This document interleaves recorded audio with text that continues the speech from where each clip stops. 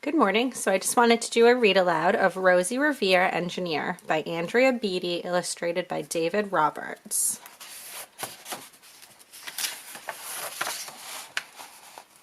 This is the story of Rosie Revere, who dreamed of becoming a great engineer.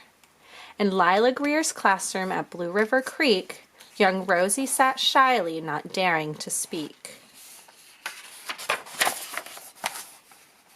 But when no one saw her, she peeked in the trash for treasures to add to her engineer's stash. And late at night, Rosie rolled up her sleeves and built in her hideaway under the eaves. Alone in her attic, the moon high above, dear Rosie made gadgets and gizmos she loved. And when she grew sleepy, she hid her machines far under the bed where they'd never be seen. When Rosie was young, she had not been so shy. She worked with her hair swooping over one eye, and made fine inventions for uncles and aunts, a hot dog dispenser and helium pants.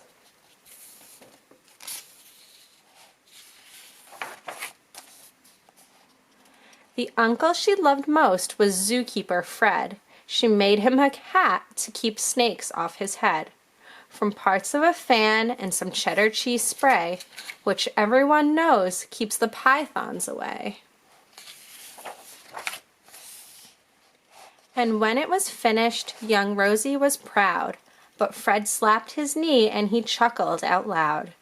He laughed till he wheezed and his eyes filled with tears, all to the horror of Rosie Revere, who stood there embarrassed, perplexed, and dismayed. She looked at the cheese hat and then looked away.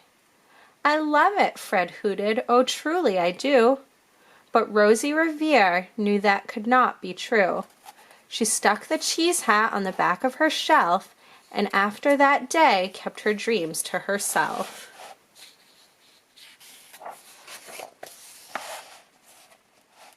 And that's how it went until one autumn day, her oldest relation showed up for a stay.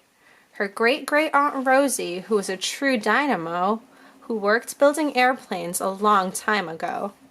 She told Rosie tales of doing things she had done, and goals she had checked off her list one by one. She gave a side smile as she looked to the sky. "The only thrill left on my list is to fly. But time never lingers as long as it seems.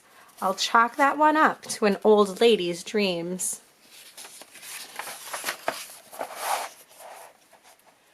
That night, as Rosie lay wide-eyed in bed, a daring idea crept into her head. Could she build a gizmo to help her aunt fly? She looked at the cheese hat and said, "No, not I." But questions are tricky and some hold on tight, and this one kept Rosie awake through the night. So when dawn approached and red streaks lit the sky, young Rosie knew just how to make her aunt fly.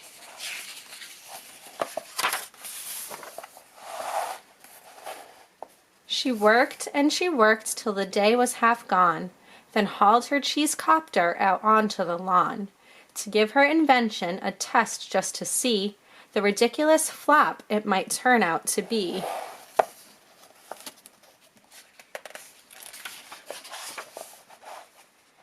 Strapped into the cockpit, she flipped on the switch.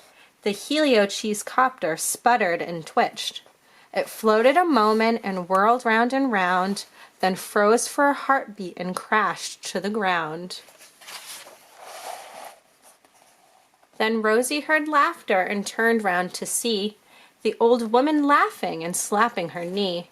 She laughed till she wheezed and her eyes filled with tears, all to the horror of Rosie Revere, who thought, "Oh no, never, not ever again will I try to build something to sputter or spin, or build with a lever, a switch, or a gear, and never will I be a great engineer."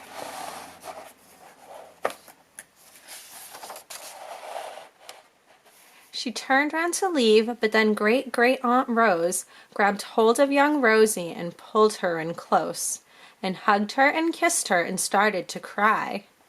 You did it! Hooray! It's the perfect first try. That great flop is over. It's time for the next. Young Rosie was baffled, embarrassed, perplexed. I failed, said dear Rosie. It's just made of trash. Didn't you see it? The cheese copter crashed. Yes, said her great aunt, it crashed, that is true.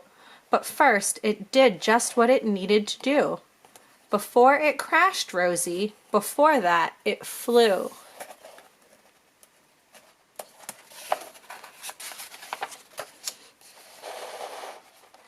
Your brilliant first flop was a raging success. Come on, let's get busy and on to the next. She handed a notebook to Rosie Revere, who smiled at her aunt as it all became clear. Life might have its failures, but this is not it. The only true failure can come if you quit.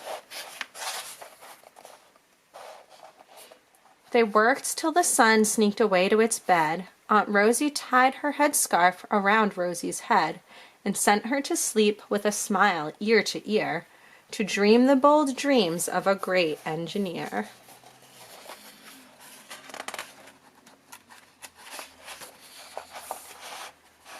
At Blue River Creek, all the kids in grade 2 build gizmos and gadgets and doohickeys too. With each perfect failure, they all stand and cheer, but none quite as proudly as Rosie Revere. The end.